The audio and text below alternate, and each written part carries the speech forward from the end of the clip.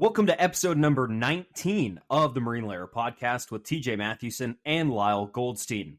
On today's pod, we're joined by Chris Langin, the director of pitching at Driveline Baseball. Chris joins us to talk about a couple of Mariners that spent their off seasons with Driveline, a couple of Mariner pitchers to be more specific that highlights this episode, our bullpen preview. We'll talk about those guys with Chris. We'll talk about the rest of the Mariners bullpen after we finish up talking with Chris Langin. We'll answer another listener question, and we'll close out the show with Speak Your Mind. Let's get it rolling. And we welcome you into this episode of the Marine Layer podcast. Here on Monday, March 13th, the World Baseball Classic is going on. I've been so happy getting to watch the competitive baseball. It's not spring training, it's real competitive baseball on my screen here over the last couple of weeks. And I just need to say, man, it is fucking electric. I don't know how else to describe it. I mean, fucking electric. Those are a little different than the words you were using just the other day when the U.S. lost to Mexico, and I think you called them frauds, pretenders. I think I said losers. All I have to say is the U.S. should not be losing by near double digits on their home turf. Please look at the U.S.'s roster and tell me they should be losing to Mexico by 10 runs. You can't do that, right? Yeah, the first four guys in that lineup are basically surefire Hall of Famers. Betts, Trout, Goldschmidt, Arenado. And then you've got the rest of the lineup that's just a bunch of studs too. And I know their pitching isn't great, but yeah, they probably should have gone 4-0 in this pool play, although I would bet they still end up going 3-1. They're talented enough where they'll escape this pool. The fact remains, I think, when you're watching the U.S. compared to all the other countries, the U.S. is treating it, I saw it put perfectly on Twitter, as like a country club atmosphere. And the rest are playing it's the World Baseball Classic, and like it means a ton to bring home this championship to your country. Look how electric those games are in Miami. I mean, holy crap. Venezuela, the Dominican, and Puerto Rico are just the amount of emotion they're showing in a mid-March baseball game is unbelievable. Unbelievable. And when you watch the U.S., it's, well, they were essentially playing on the road in their home ballpark against Mexico. Yeah, those fans for Team Mexico filled up that stadium. And okay, to be fair, it's not like the U.S. is playing a team with no big leaguers. I know they're better than Mexico, but Mexico still has real players on that team. Alex Verdugo, Rowdy Tellez, Alec Thomas. Like, there's real major leaguers on that team. But the U.S. still should have won. But you're right. The U.S. and its fans have not lived up to the hype of the other fan bases that have just filled up stadiums for this classic. Because, I mean, compared to soccer, like, there were U.S. fans at the World Cup this past World Cup, and they were into it. But here for the World Baseball Classic, yeah, you're right. It does just kind of feel like a secondary event to them.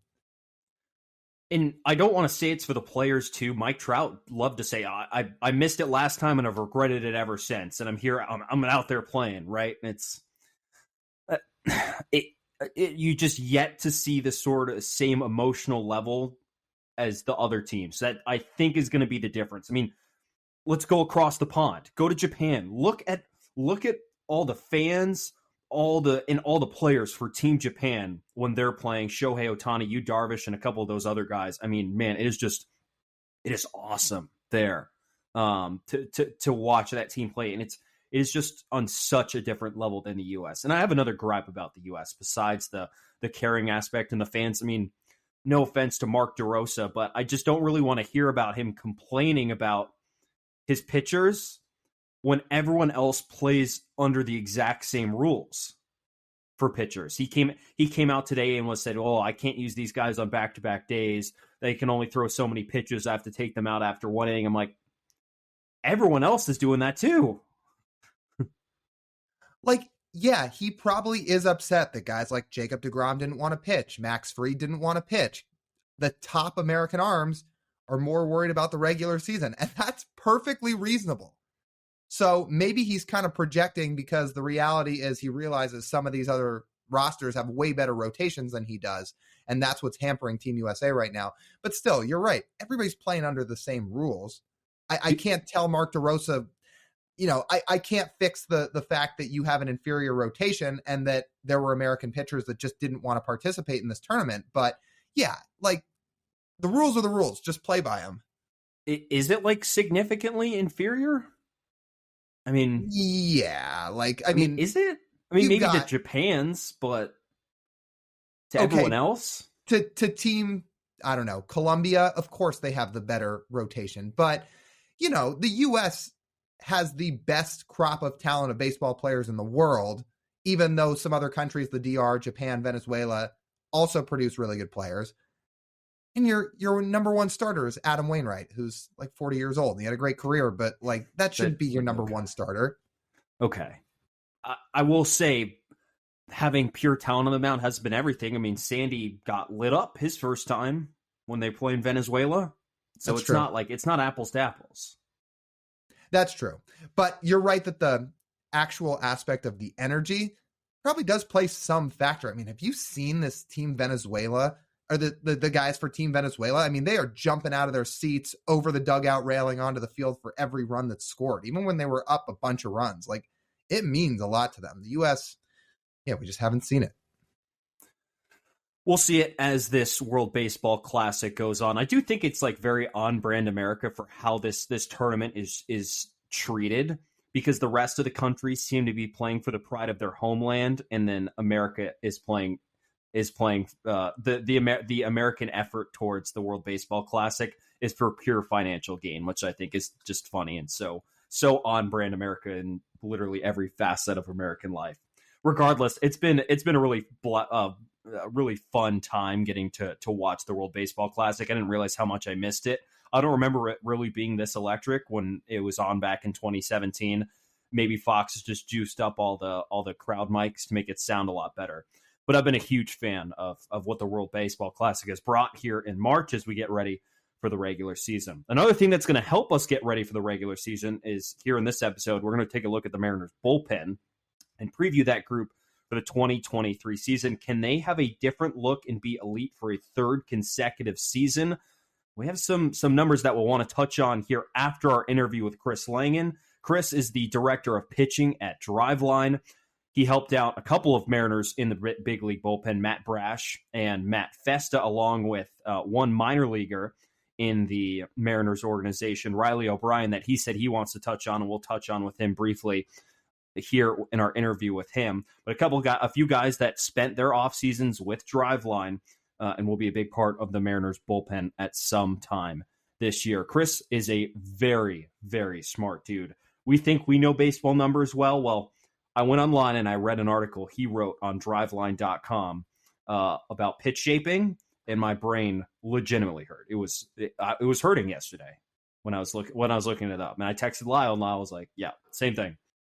We have not talked to Chris yet as of recording this intro, but I'm sure he's going to do a great job of explaining it when we get to our interview with Chris Langin. So let's do that. Let's go hear our interview with Chris Langin. We welcome on Chris Langin, the director of pitching at Driveline, to the Marine Layer podcast. Chris has been the director of Driveline now, director of pitching at Driveline. Chris, now for how many years? Months, actually. I've been the director of pitching here for about 4 or 5 months. Our previous director, Bill Hiesel, he's actually got the assistant pitching coach job with the Angels. But I've been at Driveline for about 3.5 years. So you got some really big shoes to fill. Yeah, you could say so. I mean, that's kind of the underlying thing is, we've had quite a few people who've been directors here who've gone on to some pretty cool things. So I definitely consider myself pretty fortunate to kind of be where I'm at right now. It sounds like from now we're starting this this recording here on this Monday night that you are. I thought personally that this is like the busiest time of year for you, just thinking about it, because you're located in Arizona. Driveline has places in Arizona and in Kent as well. So I thought, well, with everyone in Arizona at once, that increases your demand tenfold. But it sounds like it's the opposite. Yeah, I mean, there's definitely a component of like guys adjusting back to their teams and like making sure all the pitch shapes are good and generally communicating with them. The biggest difference is like you've got a little bit of freedom to kind of respond when you want. Not saying we like ghost guys or anything, but when you're in the off season, guys are training at the facility, remotely, etc. You have to be there, right when their time is for their bullpen. So that like 3 to 4 month stretch is generally our busiest time of the year with the pro ball guys. And then when we get into the summer for our full staff, we get quite a few college guys. So those are kind of the two big time times of the year, so to speak. And I told you guys a little bit earlier today was a little bit of an outlier. It was pretty busy today, but yeah, no, that's generally how it goes. I know from my time around some of the Oregon State kids here in Corvallis, that's where I'm located here around Oregon State. That's my day job, essentially covering them. I know they're big fans of you as well. So I'll lead you to this with off of that basis. For our listeners who might not know who Driveline is, could you give the SparkNotes version of what Driveline is and what Driveline strives to achieve? Sure. So I mean, mainly it's just really it's just baseball development in general. It's initially pitching, and then over the past about 5-6 years we've added hitting. So really, kind of to be frank, just the leaders in data-driven training in the private sector for those things. So generally, our biggest concern goal, especially on the skill side of things, is just like adding value to guys' careers, whether it's in high school, we've got a youth academy, college, and then obviously minor leagues, MLB. So that's basically all of our time, all of our thought process is going to developing better players in general with kind of data at the forefront of that process. So for you, when you start to search for a job in the field, when you're kind of getting out of college and figuring out what you might want to do, I mean, how do you even find this place? Like how did you end up at Driveline? And then off that, how did you work your way up to the position you're now in, which is the director of pitching? Yeah, I mean, you find it generally by throwing slow when you played because you're constantly a little bit depressed when your fastball velocity is about 84. So you find yourself Googling at night, how do I throw harder? How do I throw harder? Googled that enough times when I was in college. Then eventually came across Driveline, which is probably like freshman year was like 2016. So it was kind of before, I would say, it was like really getting to the forefront of things. Like they didn't have really MLB guys at the time. So I kind of lucked into the timing there where I was learning some of the things they were doing without even being employed here. So I got somewhat of a jump before it became super well regarded or known, so to speak. And then basically, yeah, I was a bad player, but I really, really, really loved baseball. And the way kind of to stay in the sport was naturally coaching. I coached junior college for a bit, about actually just like 3 months. And then really to a degree, you get somewhat lucky. A spot opens up. Driveline had a bunch of pitching coaches go to pro ball one year. They did a coach's certification. I went up to Seattle to do that. While I was there, I annoyed a bunch of people, asked how I could get a job there. And really the rest is history. And then, I mean, really it's just, kind of seeing that opportunity and knowing, hey, in most lifetimes, if I don't get that shot with my background of throwing 85, you're not necessarily going to be people's first choice to, make much money coaching baseball per se. It's pretty difficult to provide for a family in general coaching. So kind of saw it as really good fortune, really good luck, and ran with it. And that's kind of the main gist of it, I think. Did Driveline only get you up to 85? I got up to it's fine. I got up to 89. So I always wanted to throw 90 really bad. Last time I threw though it was 89. I tore my ACL. I had some other injuries and such. I wouldn't consider myself, the most prowess of genetics per se. But I was at the point I was really willing to do anything to kind of send it for some velocity. I had like a 10 ERA my freshman year. Sophomore year, things started going a bit better, throwing a bit harder, had a shot maybe to play a Division I low mid major if I didn't get injured. But for the most part, I was, if I was going to care that much about baseball, put that much time into it, I figured let's send it and see what happens. So how have you learned as much as you have? Because in doing some prep for this interview, I mean, TJ and I are pretty big baseball fans. I mean, we consider ourselves baseball nerds and we're into all the baseball analytics, especially on the offensive side of things. But we're reading some of your articles in terms of what you know about pitching and how you guys evaluate pitching. And like my head's spinning out of control. So I'm just wondering, like how in the world did you learn as much as you have getting up to this point?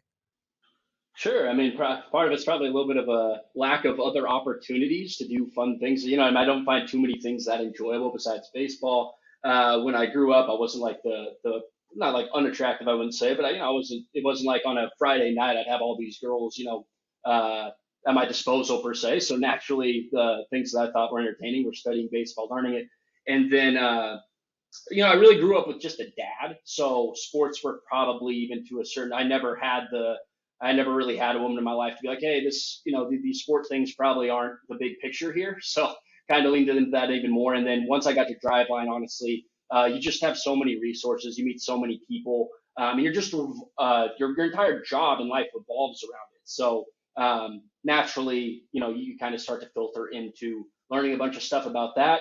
And then if you ask me about just about any other topic, I'm super unqualified to talk about it. So that's kind of the trade off there. I think for what that's the statement you just put out, I think that qualifies for all three of us. I'm going to generalize and say that. Yeah, it lasts about 12 months. We've been on a little bit of a redemption, trying to change the course per se, but no, for sure. Yeah, absolutely. So let's just get into I just want to now sort of get into Driveline's philosophy of pitching. I guess if you could generalize it for us, what do besides Driveline's trying to get people better, but with the pitching philosophy at Driveline, where do you guys start? Where does it all start when you're looking at a pitcher to say, hey, we need to get this guy better. Here's what we're going to start and do. Sure. So, I mean, I think it's really reverse engineering, how do you get outs, in general, and what is a true predictive process for getting out. So the basic things, if you're a fan and starting to get analytics or whatever, is you're not gonna, if somebody has a low or high BABIP, just to batting average on balls in play, you kind of learn to be a little bit susceptible to putting too much care into that per se. So generally, what you kind of find is most of the game is striking out guys and avoiding walks. So you're really looking at how do we get more of those good outcomes, right? And you really, instead of bringing in human bias and declaring a ton of oh, I know exactly what this guy needs to do. He needs to throw this. He needs to do this. You kind of use some models. We use a stuff model, a command model, etc., and kind of figure out how can we make this athlete better. And again, the biggest thing is just using data to confirm that. So if you gain a kick of fastball velocity, we have an idea of how valuable that is for next year's ERA on average. And pitchings vary, especially if you're a reliever. It's very hard to predict. So we try to use sort of those more predictive stats that are less noisy, make that the main thing, and then from there, right, if pitching's stuff, command, let's just say those are the two main things. Guys, a lot of stuff is just throwing hard. So we're trying to improve their mechanics. We're looking at, with our biomech lab, what are some of the correlations that guys if you influence this one motion in the throw, how much does that generally affect velocity? You figure out, get a reading on what each pitcher is in those categories, and kind of come to a conclusion of here's how we should best spend our time to get some more of those better outcomes. And really the main driver in all this is that you're using data, and that's kind of your main process. It doesn't mean you don't introduce some of these qualitative things, especially at the big league level, when you get a bigger sample and guys are constantly facing one another. But that's the main thing, I think, is how do we get better outcomes, and then driving our intention of getting those outcomes through just what the data says. How did you guys start to develop some of the philosophies that you guys really preach over time? And the one I've always kind of had the question on is, I know Driveline's always been big on the idea of, if you have a certain pitch that's your best pitch, just throw it. Even if it's not your fastball, just throw it often. And now you see that implemented in the big leagues way more. But I know you guys have always been a big proponent of that. How much data did you guys have to collect over time to realize this really works? So, I mean, it's kind of something that everybody figures out eventually. I mean, if you look at I think basketball is always a good example. If you look at how many guys are shooting 3-pointers now, in the NBA relative to how, really what happens is that more people, in my opinion, get introduced to the game with a different background. So instead of, having a higher proportion of the guys in the game maybe being more influential through just credibility of having played, you get a few more of these guys in the front office who think a little bit differently. Moneyball is probably the first example of that. And that's kind of their new process. And then the teams that were ahead of that early basically you could just say throw your slider more, and like you had like a pretty good margin on the rest of the league at that time. Well, that's kind of essentially gotten introduced to every team at this point. Some follow it obviously much more than others. But really, I think it's just like, hey, sports you can kind of use, especially in baseball, where there isn't quite as much context. Like the pitcher and the hitter really, it doesn't matter who's in right field that much. It doesn't matter who's on deck really that much. Whereas in football, you're trying to control for how good the offensive line is for the running back, things like that. So I think a lot of it is just more people in the game who are looking at these things to try to get better outcomes. And as a result, that's what is kind of the deficiency at the time. And that's how they kind of come to the conclusion of throwing your best pitch more often, throwing more sliders, not just throwing a fastball because it's, a 2-1 count and you feel like throwing an off-speed pitch isn't challenging the guy. Which pitcher is the best example of this for the general fan to look at and say, oh, well, duh? Matt Whistler, you did say general fan, so that probably wasn't the best example to use, but Matt Whistler's like 90% sliders. McCullers, I think the McCullers example, I don't know, back in when the Astros, the mid 2010s, 2016, 2017, those years, he had a game where he threw his curveball like 25 straight times in the playoffs. So that's like another good example, I think, of just guys leaning into those pitches. Really, honestly, the best one for what you had, general audience, if you look at Shohei Ohtani, look at his four-seam fastball usage at the beginning of 2021 compared to like the last two games of 2022. He in his first inning in 2021, it's really sad I have this memorized. He threw 12 four-seam fastballs in the first inning, and he was in this game. He was throwing like 100, like averaging 98 or something. In his last two games of the year combined, he threw like 8 total four-seam fastballs in those games. So that's probably the best example of he just started ripping a bunch of sweeping sliders. The general thought is like, and it is true to some degree, I'm not like discrediting this entirely, but if you're struggling with walks, throw your contact-inducing pitches more. And I think it's generally like kind of correct. But for Shohei, really, just rip more sliders. And to be frank, if you look at where the catcher's glove is, he's throwing them. Basically, his heat map is just all blue in the entire zone. Whereas with this four-seamer, it's not like that. So he has to be a little bit more careful with where he throws it. And sometimes that can actually lead the guys to be nitpicky and missing the zone more often. I'm going to base it off of how you just answered that last question, how you began it. What is the stat that you're most embarrassed that you have memorized, if your memory is that good? Oh gosh, man, I don't know. There's probably just like too many. It's one of those things like if you bring something up, it'll like come to me. But if I have to like literally think of it and pull it out of the box, it probably doesn't go as good. Gosh, I don't know. Maybe I set myself up there, but the fact that I know that one specifically probably isn't the best. I mean, I know like Sonny Gray has like 60, I think it's like 64 like hip shot sinkers to lefties with 2 strikes over the last 2 years. That's probably something I shouldn't have memorized. Next guy's like 47. So there's some very niche things going through my head at times, and I've always been one for numbers. So I don't know. I might just see the world that way naturally.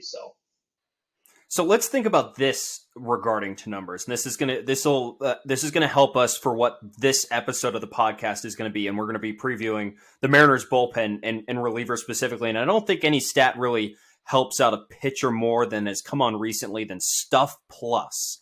I know you guys at Driveline will use it. General, I don't know if there's different versions exactly because I'm still trying to learn it and understand the stat a little bit. But if you could explain it.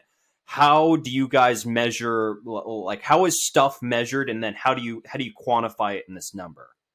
Sure. So the idea, the plus scale would basically be that 100 is like a league average pitch. Maybe this isn't the best way to start with this, but like a 100 is a league average pitch. So if you ever look at like a stuff plus scale, the idea would be that if you're an 80, you're 20% below the league average. If you're 120, that pitch is going to rate 20% above the league average.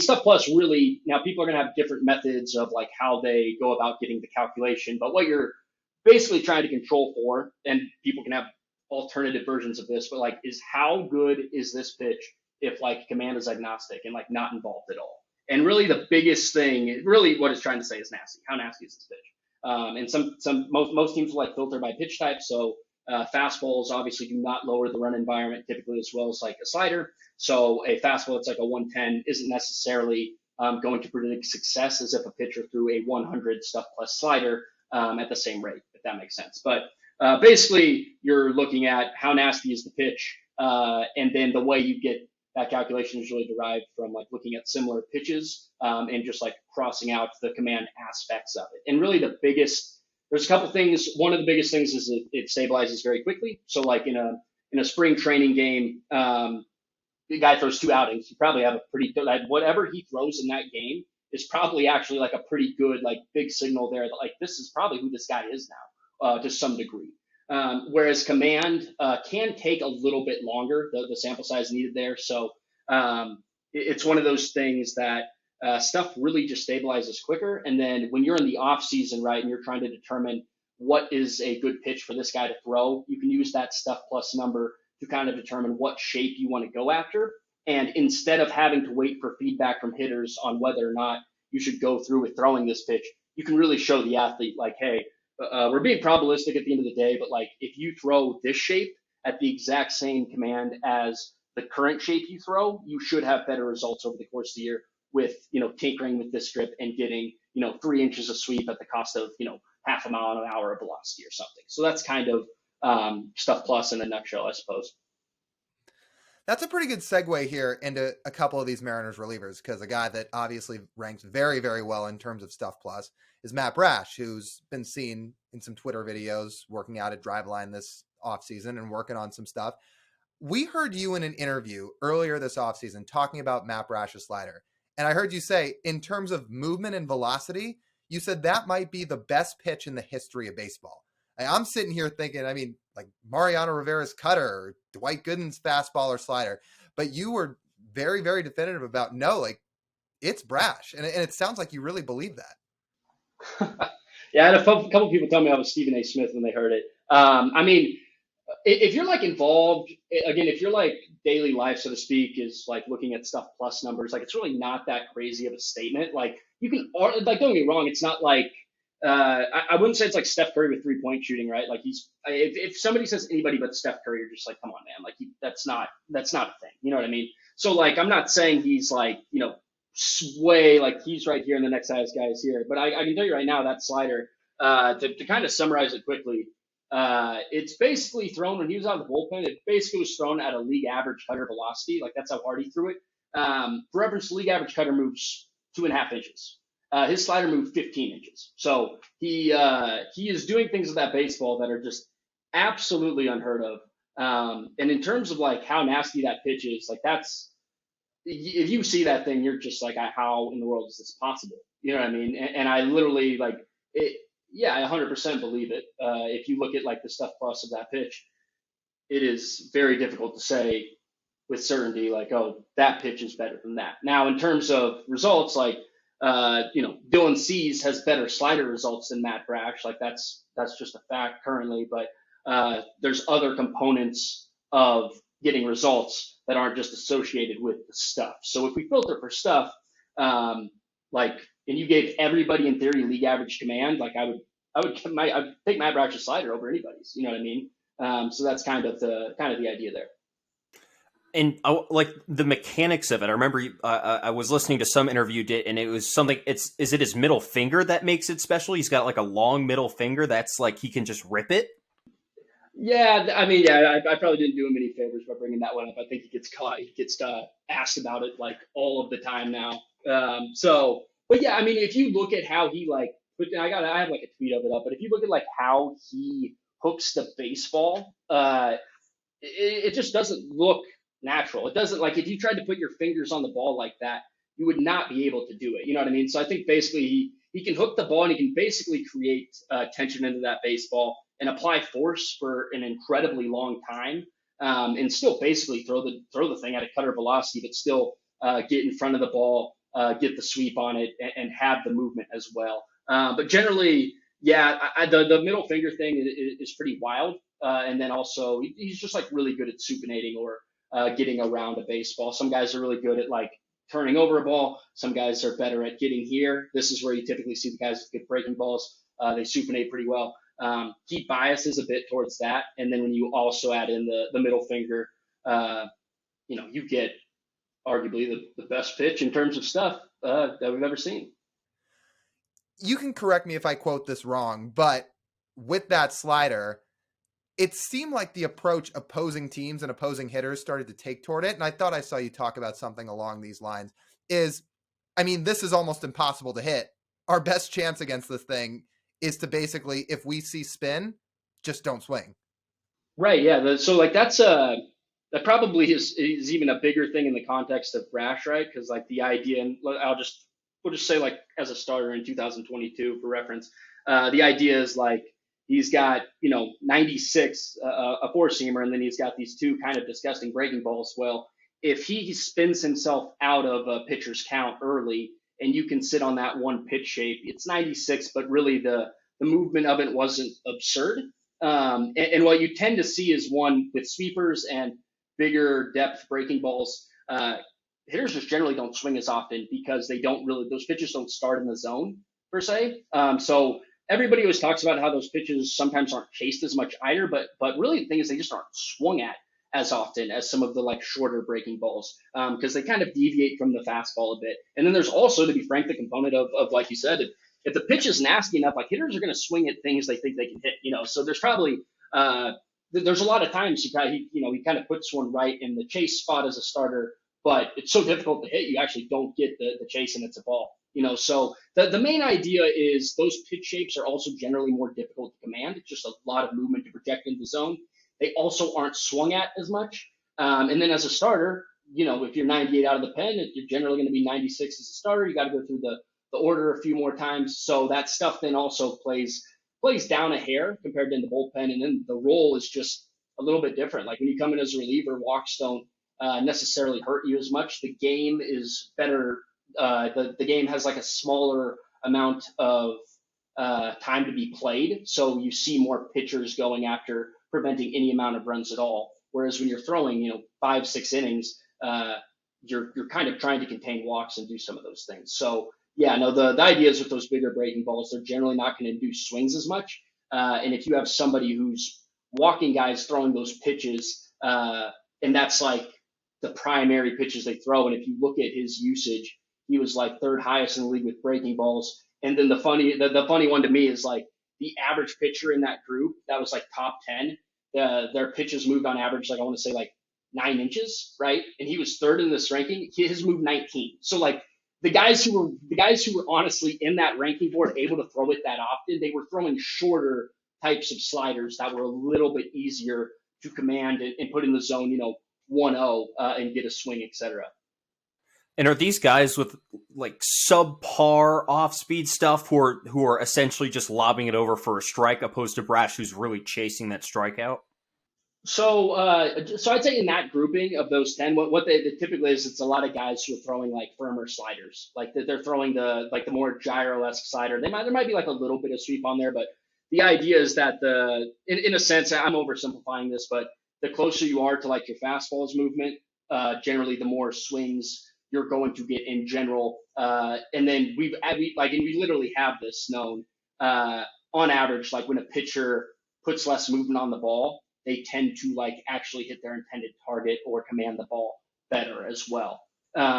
So the idea there would be if you're throwing 35, 40% sliders, but it is a little bit of a smaller shape, it is a more realistic pitch to throw that often given the count state of the game. You're not always throwing in 0-1 counts, you're not always throwing in 0-2 counts.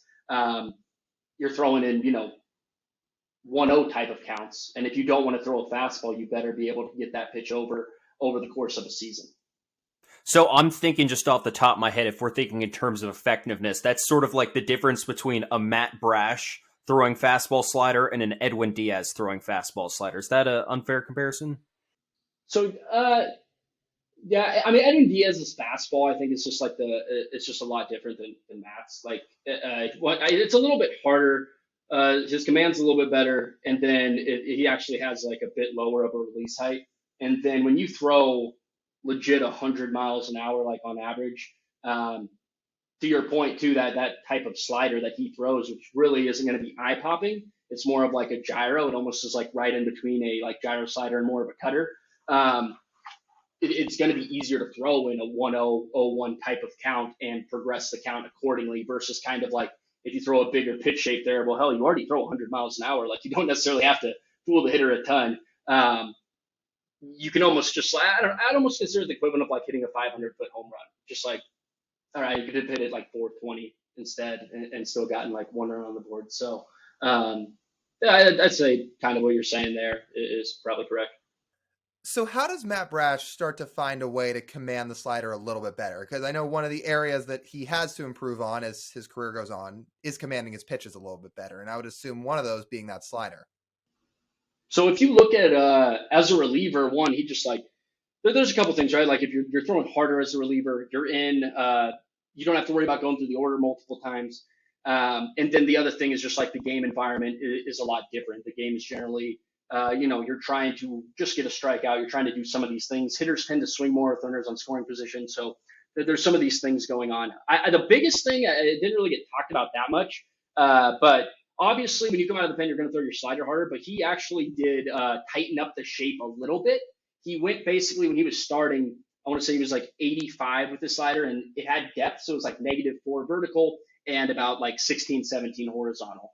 When he came out of the pen, he put like 4 ticks on the thing and it was actually a little bit more tighter. So he went from like -4 and like the 16-inch sweep to basically it was like +1 in 13. So if the plate's 17 inches, right, you're going to get basically, if you just throw it right down the middle, in theory, that pitch should look, a bit easier to maintain and stay on the plate. And then to a certain degree, I did think he got a few more. He used to like spike some of those sliders at times, but with the movement profile being a bit less depthy, he basically would just like occasionally miss up in the zone. And basically anything in the strike zone for him with that pitch is going to be a positive outcome. So you'd rather basically see a higher proportion of your misses end up in the zone. And I think with how firm that slider was, it got there just a little bit quicker, didn't move quite as much. And then obviously there's some component of relieving that just helps the pitch in general.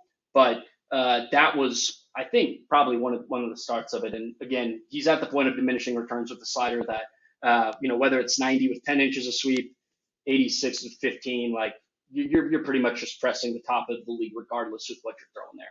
And that was the slider I think we saw yesterday. I don't know if you saw any of his highlights when he's closing out for Team Canada. I mean, he's sitting 91. He's got like 3,000 RPMs on that thing. I thought it was his cutter, which I'm about to ask you about, but I see him throw that yesterday for Team Canada. I legitimately thought it was his cutter, and I had to go on Savant and look. I'm like, well, no, cutters don't spin 3,000 RPMs usually. So, I mean, it's a crazy pitch. Right, yeah, and that's kind of what I'm getting at. That pitch that's firmer at 90, right? That slider, especially out of the bullpen, that's going to be just a little bit easier, I think, to kind of keep on the plate, throw it middle, and progress counts, etc. So no, I'm a huge fan and believer of him continuing to do that. But yeah, the angle also wasn't the best, I don't think. But when you see a pitch that fast, you just like assume it's a cutter. You know what I mean? Like the broadcast guy for sure thought it was a cutter. I think it was still moving almost like a foot on average. So, I mean, you just don't see that pitch. You just do not see 90-mile-an-hour pitches that move a foot, man. It's absolutely wild. Where does the cutter come into play with all of this? So it really comes into play with like inducing action, inducing swings, and then again, kind of being that middle ground to a certain degree too to protect his fastball. Like if anything, the fastball is probably the one pitch that it's like, hey, he can't necessarily just throw this right down the middle to every hitter in the league.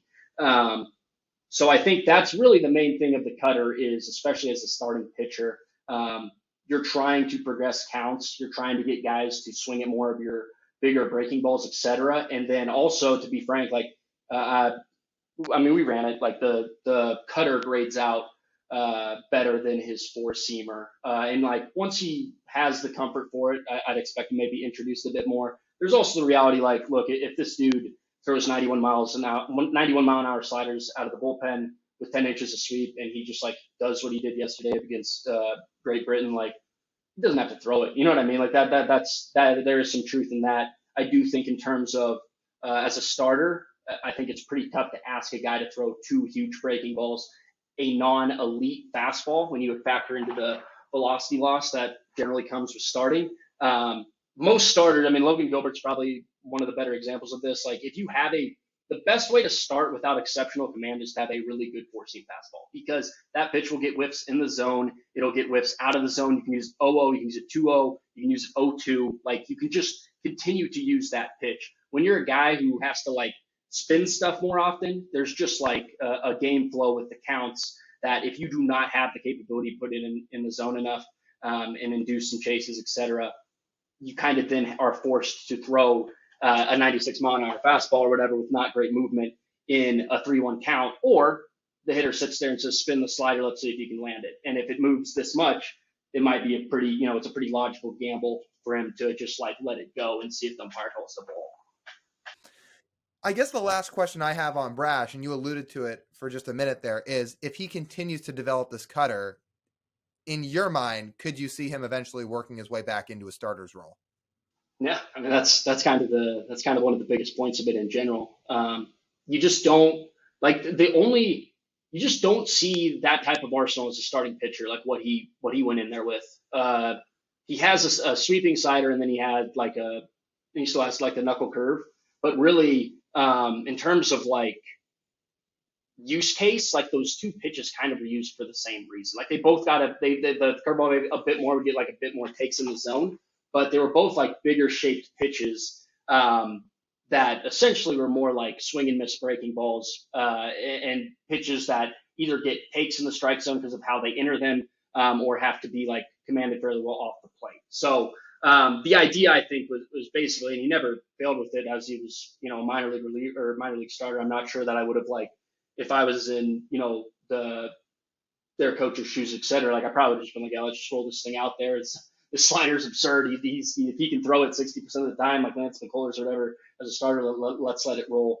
But I think that the fastball, just the profile of it, it just needed another contact-inducing pitch in there. And I think really that's the biggest thing for him to have success as a starter, in my estimation, is to have that pitch. Well, I was hoping we could transition a little bit here to Matt Festa as well, another guy that's worked out at Driveline for a part of this offseason. He's a guy that, what can he do to kind of improve his stuff and effectiveness in the bullpen? Because, he's a guy that generates a lot of swing and miss too, but how does he continue to build on that? Sure, yeah, and the guy who works with him just to shout him is Brandon Mann. He's a pitching trainer here as well, so I want to make sure he gets his due diligence. But I mean, for one, I believe Festa had some like velocity loss throughout the season. I think he averaged like 92.5. At your point, he's still got a ton of swing and misses. Like he has really, if you're not super enamored with pitch metrics and stuff, it doesn't jump out at the page, but his four-seam fastball is kind of wild. Like it's thrown from an absurdly low slot and has like almost close to league average carry on it, which is like a very valuable pitch when you throw it up in the zone. So he does, to your point, get a ton of whiffs, despite throwing like 92, 93 miles an hour. So first off, can we get him to, 93 plus, 94 plus sitting on average? Velocity, to be frank, is just always one of those things, as simple as it sounds. If you can get more of it, it's the simplest way to improve as a pitcher for a lot of guys. The other thing is he did add a cutter, and I think he's flirted a little bit with a splitter. Not sure if that'll show up, but the idea is if you look at his minor league numbers, it's even a bit more pronounced. He can't throw his sweeper quite as much to left-handed hitters. That pitch tends to be a bit of a platoon issue. Like it dominates right on right. When you throw it right on left, it kind of has a pretty decent penalty. Guys just do not swing and miss at it as much. So he threw a few more fastballs to lefties. And really throughout his career, he's had like somewhat of like a contact quality problem when he faces lefties, and probably more so just like doesn't strike out as many. So adding the cutter there as another pitch for left-handers was probably the other big thing. But I mean, for the most part, improve the fastball velocity, get as close to 94 on averaging as possible, and then have the cutter drop basically another weapon against lefties. I think against righties, like you just shove that sweeper and kind of surprise them up in the zone with a pretty absurd approach angle fastball. It really is just like throwing a little bit harder to improve his overall talent. And then for that left side of the plate, having another option to go to with that cutter. It's kind of fascinating. I didn't realize his fastball. He has one of the better fastballs on the Mariners, despite having a lower velocity on that pitch. And I don't know if you could sort of scale this for us, but I'm just peeking at the Stuff Plus numbers for his fastball versus his slider. His fastball is at about a 108, but like you said, since fastballs don't really or prevent or dampen the run environment. They're not usually scaled as high, opposed to a slider, a sweeper, like you said, that's about 128. So I mean, that's both really like that's pretty plus on both of those. Right. Yeah. His slider is honestly pretty darn absurd too. Like when he's I mean, I watched him in spring a little bit. Like he was throwing some like 85 with 15, and I think he was up to 94, maybe touched a five with his four seamer. Yeah, the fastball is just like you just do not see that. You just do not see somebody able to generate that carry from that low of an arm slot very often. And honestly, if you look at it, it's kind of if you look at like any minor league stuff with the Mariners, you can just like there's like two things stand out.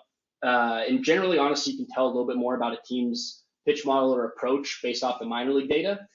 They love guys with low arm slots, and they love sweeping sliders. And like he's probably like the best example of what the Mariners have kind of tried to find to develop throughout the years. And if you look in the bullpen, I mean, you've got Brash, you've got Festa, you've got Seawald. So they tend to have a lot of those types of guys. Penn Murphy too. Yeah, I mean, so yeah. Same slot, and the numbers love him. I mean, we're researching for this episode. I did not realize how much Stuff Plus loves that low arm swat in a true sweeping slider. Yeah, so that would be good to see for Matt Brash for this season of how he develops. Is he ever going to be like a guy with really true three pitches, or is he going to be like, hey, I can get this fastball to good enough where that left. When there's a lefty up there at the plate, you said the sweeper might be a little bit of an issue. Where it's like, well, my fastball is like, it can get to a point where it's that good where I won't need it. So who is this again? The maps are all confusing me. On Festa. I think you said Brash, TJ. I think you meant Festa. Yeah, sorry.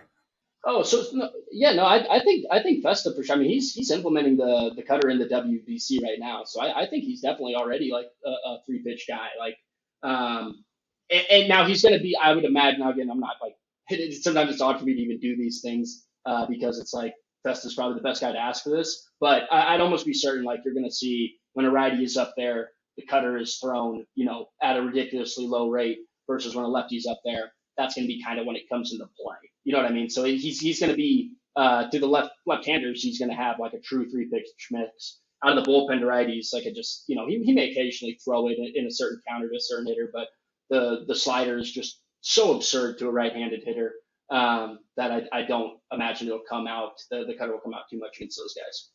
I have one Logan Gilbert question. I know this is a reliever episode, but I have to ask it because Logan worked with you guys this offseason. Why should Mariner fans be excited to watch Logan Gilbert's splitter?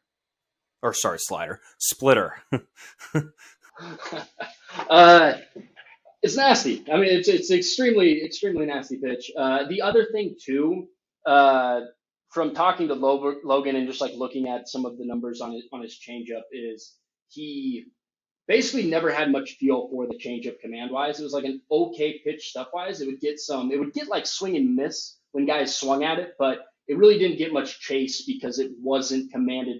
The idea, right, is like you can have a nasty pitch, but like guys aren't going to swing at it if it's not that close to the strike zone. And while he did, like when people swung at it, get some amount of swing and miss, it just missed too often for it to be really that valuable of a pitch for him. So that's, at the end of the day, that is the pitch you're competing against. And I'm telling you right now, there's definitely some amount of like, hey, let's see how command progresses with it naturally. But I've seen the data on it in spring training. The pitch is very, very good in terms of like stuff plus.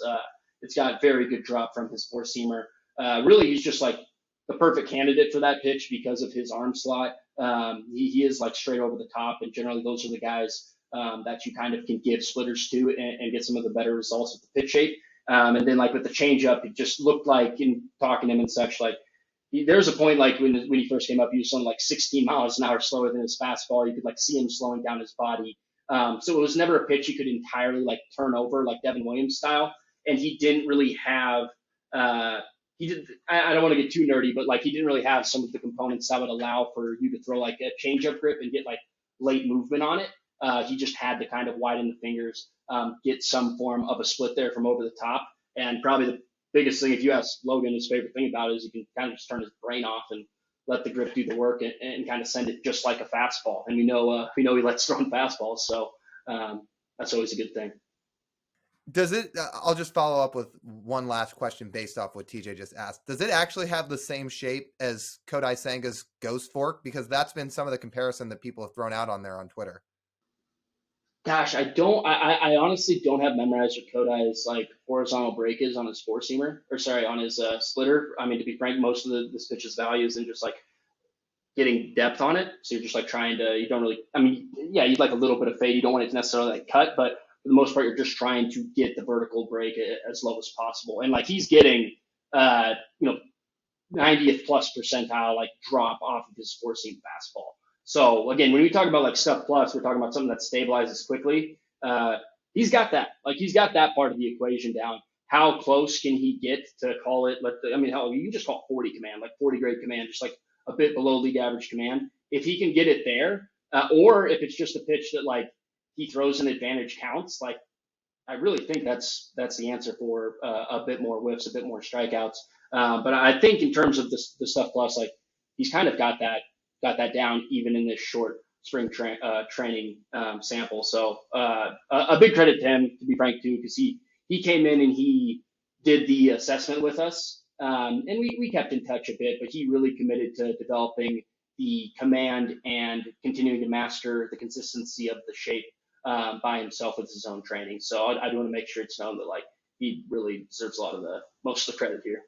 Chris, I'm going to give you an opportunity here you mentioned it to me that you wanted to give a shout out to Riley O'Brien, a guy who went to high school just up the road from me at Shorewood High School. I attended Ballard, acquired by the Mariners from the Reds on April 22nd of last year, just over a year ago. And he spent the offseason with you guys as well. Yeah, no, Riley, if you look at his like second half of the year, like his velocity and some of his stuff numbers, they really went up. He kind of changed some things. Dropped his slot a bit, actually started throwing a sinker instead of a four-seamer. So he was already making some changes that were beneficial during the second half of last season. ERA and some of those things don't look great, but if you filter for like how he looked once he made some of these changes, it tells kind of a different story.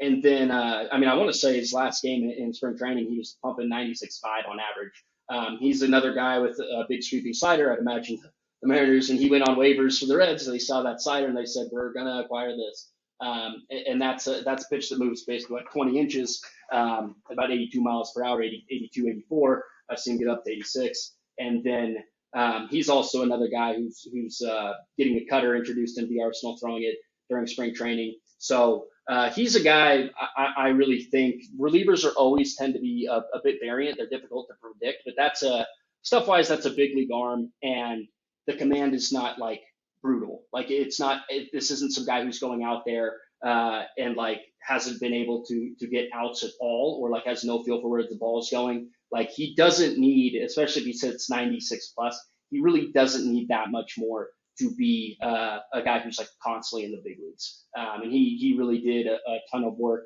working with Brandon as well, Brandon Mann, up in Seattle and that location. He's a guy I really do think you'll see him at some point up with the Mariners. This has all been really interesting. So, really all the time you've given us in these 45 minutes, breaking down all these pitchers. I've learned a ton. I'm sure TJ has too, but to pick the brain of somebody who knows probably more pitching than just about anybody you can find out there. I found this super interesting. So, we appreciate it a ton. No, I appreciate it. Yeah, there's like probably like 1,500 humans in the world. I can probably like really be like, oh, that guy's like kind of cool. And then if you filter me for any other conversation that doesn't have to do with this, sports, baseball, etc., probably don't have much to me. You know what I mean? It's not the best conversation ever for small talk or whatever. But no, I appreciate it, and obviously it's a passion, and I'm beyond fortunate to be able to say I do this for a job. So I appreciate you guys. Oh, who's someone who you've like met your match with, knowledge-wise? Dan O'Coin. Sorry, I don't know.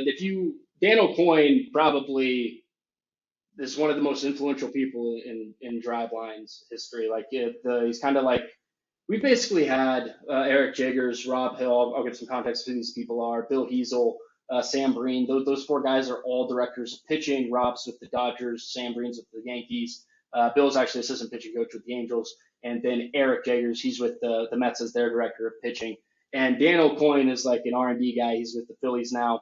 That guy has meant a lot to Driveline and a lot of these people's intelligence, and they tell you that as well. I'll say it very clearly here. That guy, to a certain degree, if you guys do consider me smart or whatever, like that's always the guy I'm going to point to and say, hey, that was one of the more lucky run-ins I ever had in life. And when you talk to people, they never necessarily know that you're a byproduct of somebody else's time they put into you. And for most of my relationship with Dan, I didn't have necessarily any unique knowledge to give to him. So obviously been built up a bit at this point, but he's a guy who, without him and his influence and obviously Driveline being able to come here and then get that relationship, that's probably who I owe most of any success or any positive comment I have about me too. Well, we really appreciate you taking some time out of your evening to chat with us today. We've learned a ton. If you want to go throw harder, go find Chris. He's got you. You'll be throwing 90 in no time. Chris Langin, we really appreciate you joining the show today. Yeah, no problem. Thank you guys again for having me. Really appreciate it. Another fantastic interview, that time with Chris Langin of Driveline Baseball. Always good stuff there. But let's continue with the rest of this episode and the remainder of our bullpen preview here as we count down the weeks, getting closer and closer to opening day for the 2023 season. And for this episode, of course, it is the bullpen preview, and we're going to get to the rest of the guys we have not touched on yet. Well, let's lead it off with the guy who I think slam dunk, we think, best reliever in this bullpen entering the 2023 season, and not even really arguably. I think we set the expectation for Munoz, Andres Munoz, for this 2023 season as a top 5 reliever in baseball yet again, like he was last year. That's what I have here in my notes. I said best reliever hands down on the Mariners roster, top 5 reliever in all of baseball. And if you want to dig even deeper into it, I put his baseball savant page literally looks like a tall glass of Kool-Aid. I mean, this guy's page is bright red. And what I mean by that is every single category that savant measures with those bubbles, he basically excels in all of them. It's amazing how this guy was essentially a throw-in. It really makes you chuckle of how projectable some of these guys are. And when those projectabilities really hit, man, it's awesome. That dude, he is everything the Mariners could have imagined as a replacement to Edwin Diaz. He's literally Edwin Diaz light, I put it. A bit of a younger, chunkier version of Edwin Diaz, but the same profile as a reliever. And it's been awesome that they've been able to just find this guy in their system and turn him into something so great. His basic numbers say enough. I mean, he put up a 2.49 ERA last year, but his advanced numbers probably say even more. I mean, expected ERA of 1.84, ERA plus of 1.49. So he was 49% above league average as a reliever last year. So he throws 103 miles an hour. He has a slider that's absolutely ridiculous. And he profiles at the top of the league in all these categories between fastball, velo, and swing and miss, whiff rate, everything. I mean, it truly is unbelievable how good this guy's been for a guy that was the 3rd or 4th piece in that Austin Nola trade. What's amazing is that his fastball, despite being thrown at 103 miles an hour, grades out on a pretty average-ish scale when you look at Stuff Plus, which we talk about with Chris Langin, but we're also going to talk about here. Saris has this version too. There's a version on Fangraphs. Not quite sure whose version it is. I think it's Saris's Stuff Plus. Not totally sure. I know the different ways. There's some different ways of measuring it, but in summary, Stuff Plus is just right. It just measures how good your pitches are on a pure raw basis. So the Andres Munoz fastball, despite being 103, is just about an average pitch. But man, that slider in terms of results, Lyle, it's behind Edwin Diaz and Dylan Cease. I mean, that's what we're talking about of how good that pitch is. It is an unbelievable pitch. And he's looking to add another pitch this year that he toiled with a little bit in the minors. I think he toiled around a bit with a 2-seamer in the minors. And we've seen some video of him tossing it around in the backfields. Could you even imagine him with a third pitch that's even half as effective as that slider? He doesn't need it, but I'd be down. Yeah. It would be even funnier if he had another pitch that caused whiffs. When he's really in a rut, he'll completely throw his fastball out, and he will just go slider until the guy's just standing there spinning like a top because he can't make contact with it. So if you were to come up with another pitch like that, a two-seamer, just like meh, just trying to like maybe shatter some bats, get some weak contact, which is fine for a reliever. And you throw as hard as he does, eventually a guy's going to run into your four-seam fastball and barrel it up pretty well. It's a little bit harder to do that with a two-seamer. That's what he's been doing to Dylan Moore on the backfields. I mean, he's been testing out this two-seamer, and we've seen multiple videos of Dylan Moore breaking bats as he starts to get some at-bats to work back in from his injury.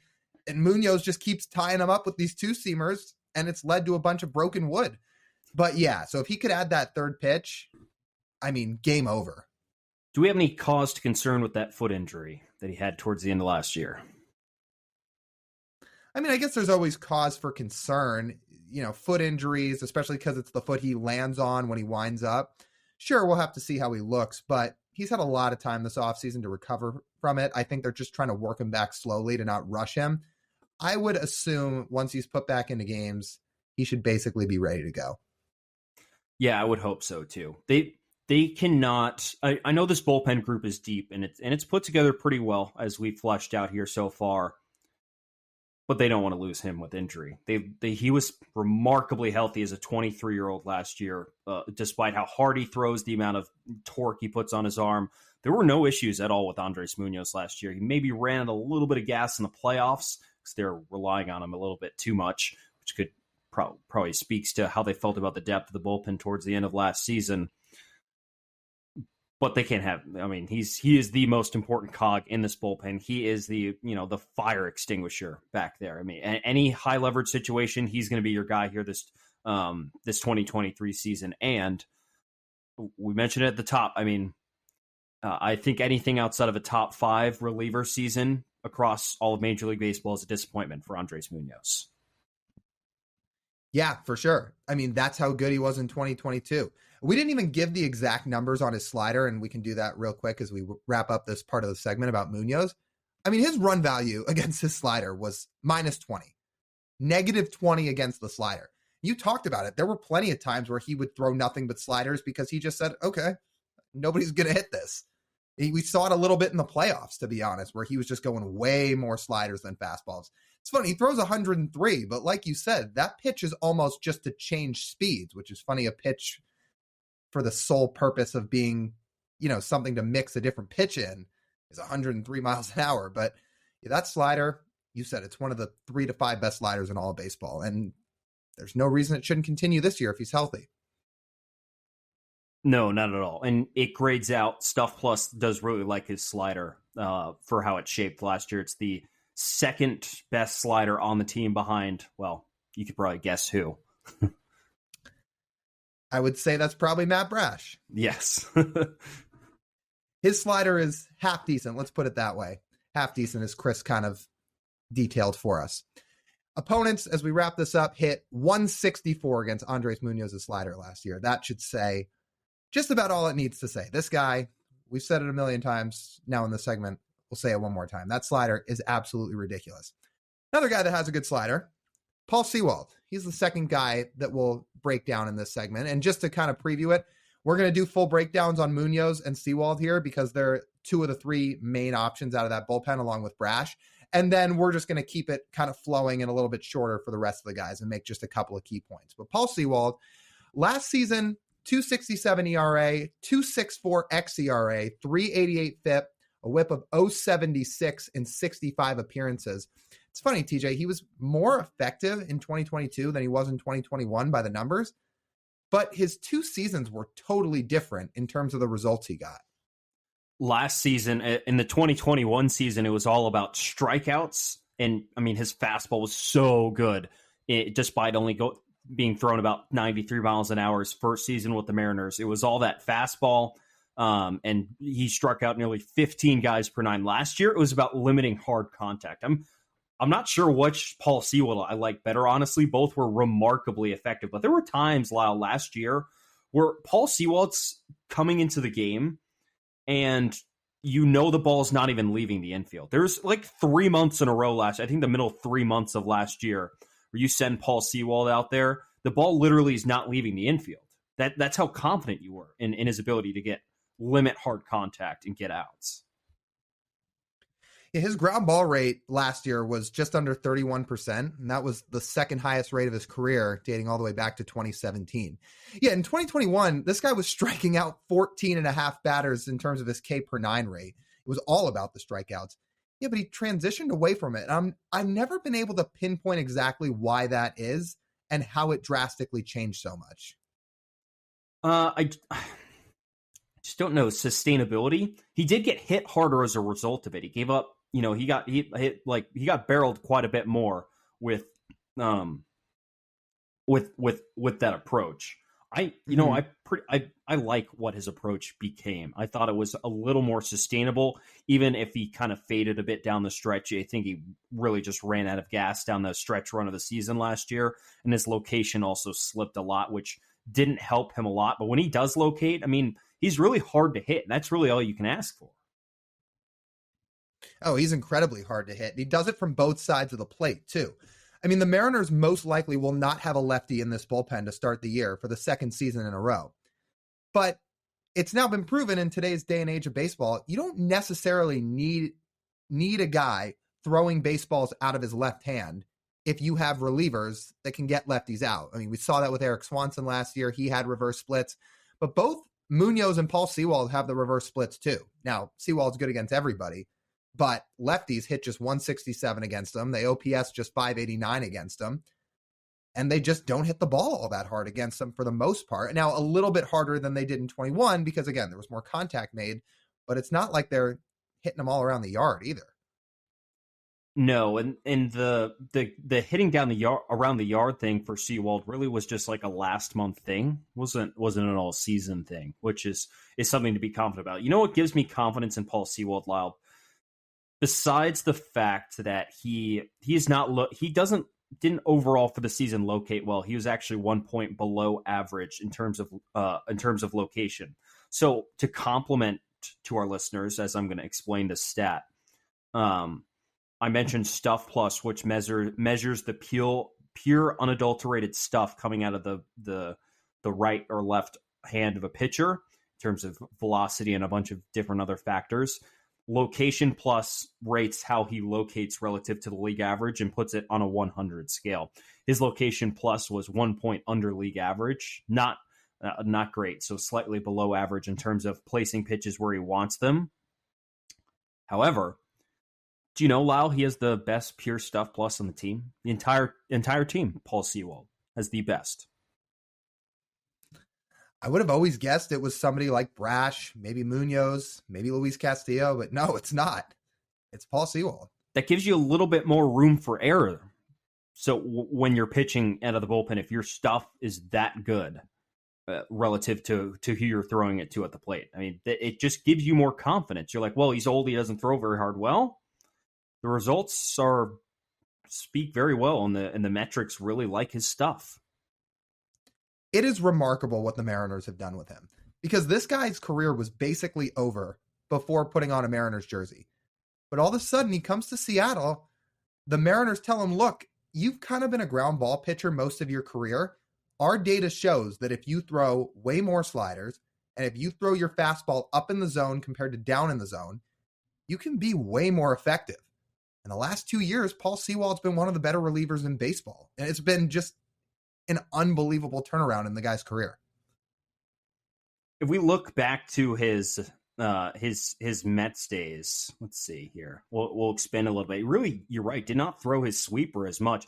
You can just see let's look at his last full season in New York in 2019. He threw his sweeper, which is also a slider, 18% of the time. His first season with the Mariners, 41%. Throw your best pitches, please. That's all we ask. And Driveline enforces that a ton. Now, I don't know if Sewald's worked the Driveline a bunch or not, but that is now a theory that is very much implemented in baseball. That doesn't matter if your best pitch isn't your fastball. Your best pitch is an off-speed pitch or a breaking ball. Throw it more. It gets guys out, which is pretty cool. And Sewald does a lot of that. Now, I have to say this. Paul Sewald has started to kind of traject downward toward the end of the year 2 seasons in a row. He has shown signs of fatigue 2 seasons in a row.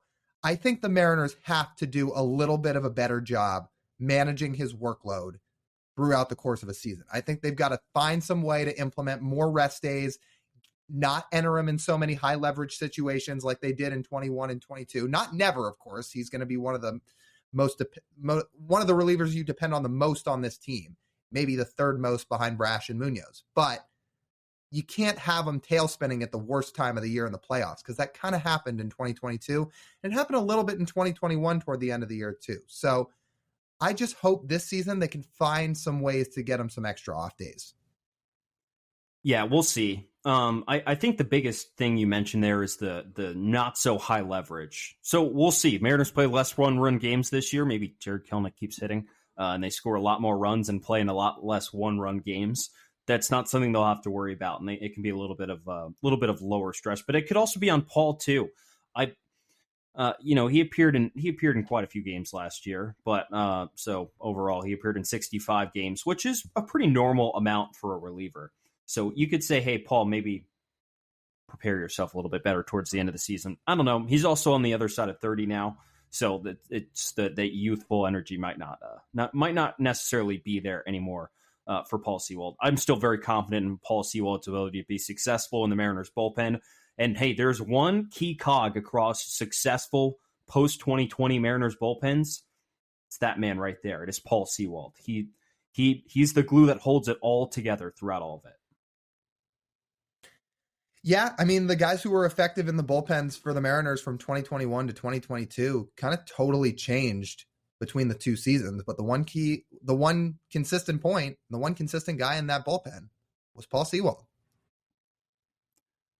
And we trust in Paul Sewald for the 2023 season. Okay, let's get on to our next relievers. And here's what we're going to do for the rest of the Mariners bullpen. So this does not drag on too long, because we could obviously spend 15 minutes on each one of these relievers if we really wanted to, but we don't. We're going to pick one thing that stands out to us from the rest of the Mariners bullpen about what we're confident about, what we're excited about, or what we're concerned about looking at the 2023 Mariners season. So next up is Diego Castillo. I get my one thing for me is that I just want him to locate better. That's really his biggest thing when I'm looking at Diego for the 2023 season. He's got a plus out pitch. His slider fares very well, run value wise, stuff plus wise. It's favored, but he just doesn't locate it. That's the issue. So if Diego wants to be a little bit more successful, a little bit more consistent, and maybe have a bigger role in this Mariners bullpen in 2023, it's going to be the fact that he needs to throw his pitches for strikes, and they need to be quality strikes as well. There were just times last year where he would lapse and the balls would get crushed, or he would walk a ton of guys, or there are times when he would be 100% on and he would be, one of the 3 best relievers in the Mariners bullpen and a guy you could rely on to shut down the other team. Yeah, that's all valid. And look, he allows a lot of traffic on the base pads a lot of the time, which if I had one gripe with him, it's this guy is infuriating to watch when he's got runners on base, because it's not like he knows runners are on base, right? But he pitches it if nobody's on base. He takes his time getting to the plate. He's not checking the runner. Like, guys run left and right on him as if he doesn't care that there's guys on base. And he gives up all these free bags because guys steal on him left and right. So, yeah, the controlling the strike zone and controlling the base runners has to come down in 2023, or has to get a little bit better from Castillo's side. But quickly, the one thing that I would say I really like about him, at least looking back to last year, he had that one really bad month of May. His ERA was over 15. Honestly, the rest of his season was pretty good. 1.86 ERA in April, 1.5 ERA in June, 1.04 ERA in July, 0 ERA in August. I mean, for most of the year, this guy was really good. He just had one really bad blow up month in May that kind of tanked his ERA and his FIP for a lot of the year. In a bad outing against the Braves. And his September ERA was over 5. So yeah, he had hills and valleys throughout his season. But again, if he can just control the zone a little better and please just every now and then step off the mound and acknowledge that there's a runner on base. Yeah, these new rules, do these new rules benefit him so he doesn't have to worry about throwing over to first? I honestly don't know. Like, I don't know if now he's going to use that to his advantage where it's like, okay, I can step off a couple times, or if he's just going to be like, yeah, I'll just throw it. I'm not going to look over. I hope that's not the case because, again, he can be really good, but he's just got to control base runners better. Okay. I was going to say here, I think I already said my concern, but I want to back it up with a number. Stuff Plus, I'm going to go back to it again, does not like his sinker, which he throws to complement his slider, hates his sinker. Rates it as a 79. That's 21% below league average for a sinker. So your second pitch. That's why that command is so important. Yeah, we'll see how he fares this year. Hopefully he fares well. But a guy who fared really well last year, Penn Murphy. First season in the big leagues, late round draft pick when he was taken out of college. All of a sudden, in his late 20s, he comes up and he's one of the key pieces in this Mariners bullpen. He was almost another Paul Sewald. I'll let you go first, TJ. What do you like best about Penn Murphy? Or what are you concerned about? I like how unique he is. He manages to be effective with a fastball that has a run value of -8 while throwing it with middling velocity, all because of the unique angle it's at and the unique angle he throws it from, and it just like in the location of it. He does a marvelous job, and he's criminally underrated. His Savant page, it's not Andres Munoz level, but it's like a pretty decent Kool-Aid color, I would say. Like, in terms of everything you want to see from a pitcher, look at average exit velocity, hard hit rate, contact allowed, expected ERA and contact allowed, expected batting average, expected slugging percentage, barrel rate, strikeout rate, walk rate. Everything a good reliever has, he does very, very well. Despite not having the velocity, the stuff is still just as good. Yeah, and you're putting it lightly with his velocity. I mean, this guy barely touches 90 miles an hour, but he's proving that it doesn't matter because for all the reasons you just listed, he misses bats, he gets strikeouts, and he's a really good reliever. I think you covered his fastball pretty well, so I'll take the other side of this here and say, what I really like about Penn Murphy is his second pitch, his slider. Run value of -8. Hitters just hit 125 against it last year. So a guy with 2 pitches, which is the norm in the bullpen, they're both really good pitches. What's really incredible for how good these pitches are, I mean, this is the story of pitching development at its finest at the major league level for the Mariners. This guy, Penn Murphy, didn't even prevent runs really in the minors. He was not very good at the art of preventing runs in the minors. And yet at the major league level, he does it spectacularly. And that's a hat tip to the Mariners organization of developing this guy at this level to be that effective. How about Lyle, a guy that we don't really know of that much, and we're expecting, we're excited to see on television a little bit more because spring trainings aren't on TV. Spring training's not on TV once the regular season starts, and that's Trevor Gott, the guy that signed, who was formerly a Brewer, signed as a free agent this offseason, coming off a season with the Brewers with a 4.14 ERA. An interesting guy, Lyle. What do you like about him so much? Well, Jerry Dipoto really raved about him when they signed him. He seemed to really like his peripherals. He seems to believe he can be a valuable reliever in this bullpen. His cutter stands out. I mean, it's probably been his best pitch since he added it. He's only had it a couple seasons, but in 2020, talking about run value again, -2 on that cutter in 2020. Run value was -5 in 2022. So another guy that, again, like hasn't had that pitch all that long, as we're seeing so many of these Mariners starters and relievers develop new pitches as of late. Well, Gott's had it a little bit longer than one offseason. He's proved for it to be a really effective pitch. And again, like his basic numbers don't wow you. 4.14 ERA, 4.45 FIP last year. But he has every reason to prove that he's an effective reliever because he has the tools for it. He's just got to go out and do it now. thing I like Trevor Gott is he's almost like a Paul Sewald clone, right? He has like a similar release point. He's got a similarly effective fastball that rates well with run value as well. So that's a very quality thing. And he has two off-speed pitches with plus with plus movement from Savant, the way they track it, with plus movement, which as a reliever, you really, really like. So I like that when looking ahead for Trevor Gott. And his expected ERA was under 3, which is promising. And also his quality of contact he allowed was also very, very, very good. So I like to see that and what I'm looking forward to for Trevor Gott for this 2023 season. Okay, final reliever in this bullpen. I guess he's not really a reliever, but he's going to be pitching out of the bullpen again for the Mariners. Chris Flexen.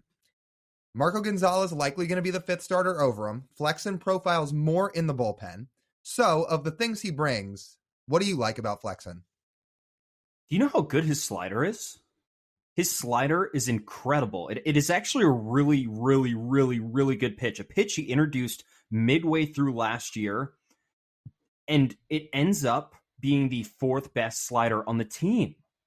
Lyle, if you're asking me what I like Chris Flexen's slider a lot. I think this actually makes him much more of a bullpen piece than people think, to be honest. I mean, what do we talk about? What did we talk about with Chris Langin of what the Mariners like? I mean, they love like these sliders, and they love, he's not really the fastball profile, I guess, but the pure slider profile, the fact he has a plus pitch out of the bullpen that he literally just picked up is something I love.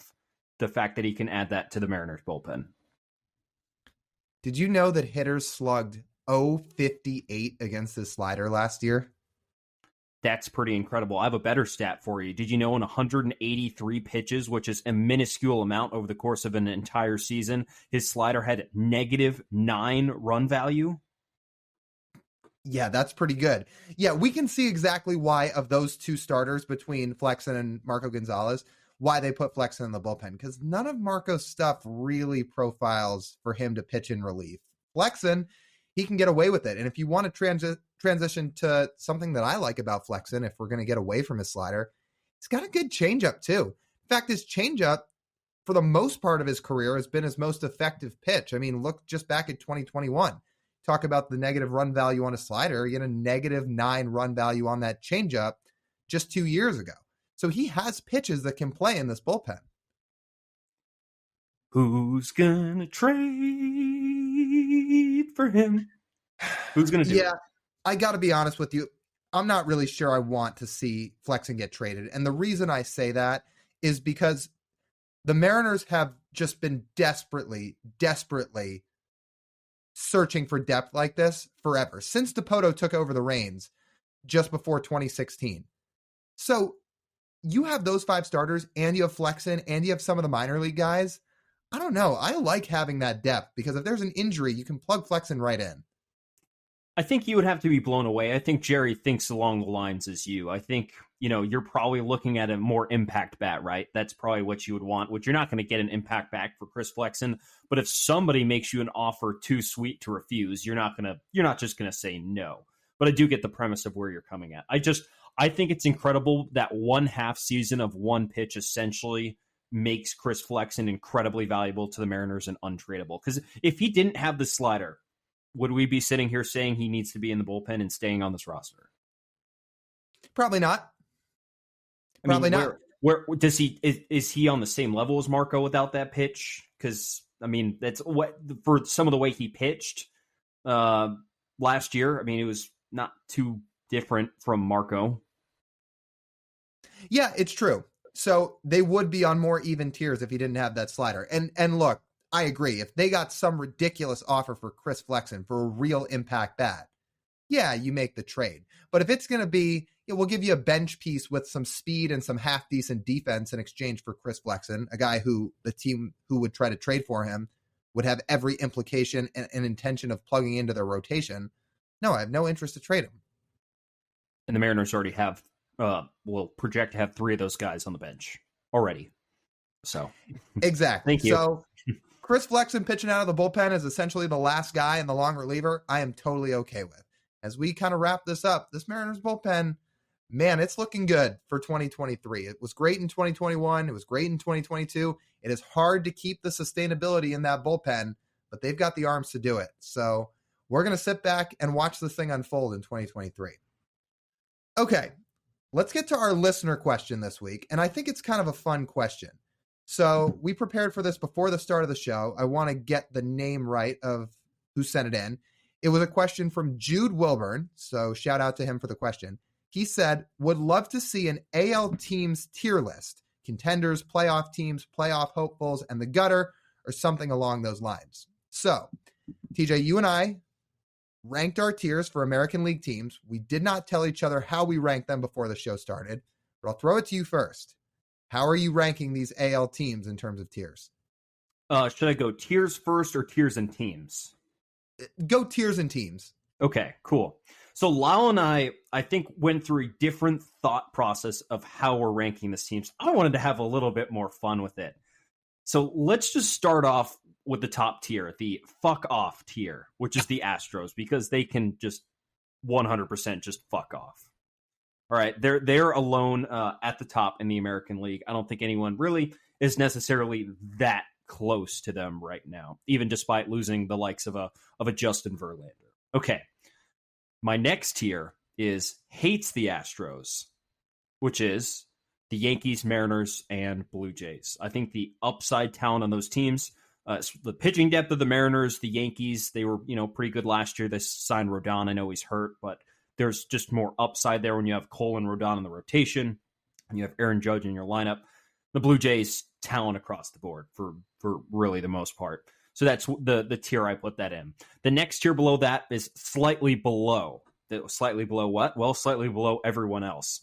And that is the Guardians and the Rays, where it's just little capped, mostly because they don't necessarily spend a whole lot of money. A little bit more on the mediocre side is my next tier. Orioles, White Sox, Twins, Angels, Rangers. I think the Orioles could come back down to earth a little bit. I still don't believe in their pitching at all. They made little no effort to upgrade their pitching staff over the offseason. And there's not, besides Grayson Rodriguez, not a totally loaded high upside minor league pitching organization off the top of my head, I don't believe, and especially not in the big leagues. There's that upside is not there for the Orioles. And then the other teams, I think, self-explanatory: White Sox, Twins, Angels, Rangers. Fully mediocre is the Red Sox, Royals, and Tigers, teams that seem stuck in whatever perpetuity they're in. My final tier is Vegas Baby, and the A's are all alone in the Vegas Baby tier. I give you an A on that list, and I give you an A+ for the names of the tiers. You did a good job with that one. Okay, so my list, it's not that different from yours. I think my first three tiers were exactly the same. My first tier is Powerhouse. I put Astros even after losing Verlander. I said if the Yankees didn't already have all these injuries piling up, with the addition of Rodon, maybe I would have thought about putting them in that top tier. But with the injuries, I said no. Then I have the contenders category: Yankees, Mariners, Blue Jays. Again, they can all compete for an AL pennant, but they're not as good as the Astros. Playoff teams: Guardians, Rays. They should get into the postseason. I don't really think they're World Series contenders, although to be fair to the Rays, they did have a lot of injuries last year. I guess we'll see. Noisemakers, I said Rangers and Orioles. They could fight for a wild card spot. Just not good enough is my next tier. I have the Twins, White Sox, Angels, and Red Sox. So we differ a little bit on these tiers, where I lumped those four teams together. I think you had the Red Sox a little bit lower. And I basically said with those teams, they all have some really talented pieces of their roster, but as a collective unit, it's just not good enough to sustain over a full year or really get into the postseason. Rebuilding, Tigers and Royals. Look, there's reason to be interested in those guys. They have young pieces that are exciting. They are rebuilding, but they're going to be well below 500. And like you, my final tier, which I titled Absolute Disgrace to the Game of Baseball, the Oakland A's. At least they have a good stadium. Oh, great stadium. With letters falling off the roof. You got like 6 inches of space to walk down the aisle. 3,000 fans a night at the game. Incredible. You were asking about content ideas for this podcast. We should take a group trip. to O.co before it closes. Oh, that would be Yes. great. And we just film for everybody. Oh, so here's us standing outside the stadium. Oh, but you're not allowed in until like an hour before the game because they like don't have enough workers to let people in any earlier. It should be where we're sitting at our seats and one of us is sitting in one of the many empty seats like across the aisle, and the person's just sort of sitting there and there's music playing in the background and the seat breaks. Oh, that's going directly on all our social media accounts. But that was our listener question for the week. I just want to say this before we wrap this part up. Again, if you guys have listener questions for us, please like DM them to us on Instagram, on Twitter. You can email us. Like, we want to take all your questions. So if you've got some, send them. We'll do one a week. No pressure. If it's a good question, you'll get featured. We promise. All right, let's close out the show with Speak Your Mind. All right, Lyle, what is on your mind today? I've just been thinking about this over the last couple weeks. I didn't talk about this on the last show because I was talking about Anthony Richardson, but like a week and a half ago, I was broadcasting a Seattle U basketball game, and I don't know if I told you about this part. So I learned when I got to the arena that the guy who was supposed to be my analyst and do color commentary got sick and couldn't make it. So they didn't have anybody to fill him, or they didn't have anybody to fill in as a replacement.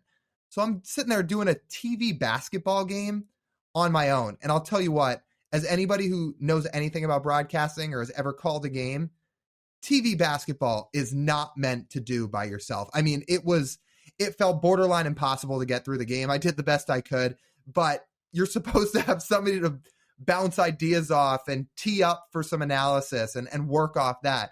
There is no rhythm or flow in any way whatsoever trying to do a TV basketball game on your own. If you're doing it on radio alone, you can do it because you talk a lot more and you film most of the time.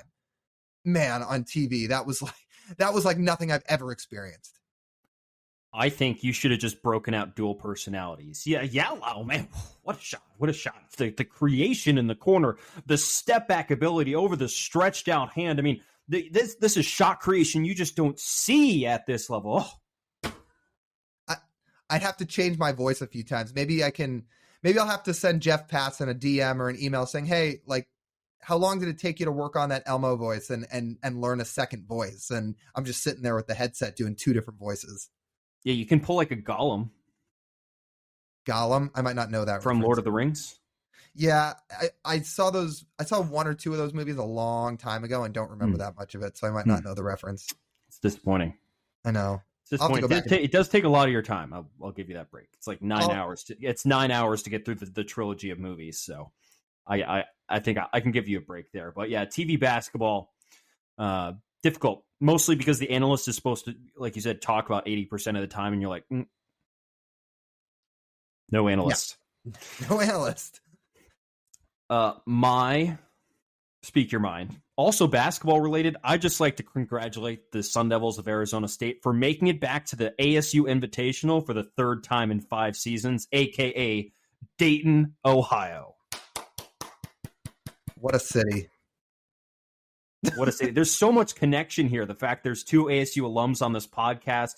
You spent all of last summer in Dayton working for the Dayton Dragons. And Arizona State basketball should honestly buy a practice facility in Dayton because they're going there more often than not when they make the tournament.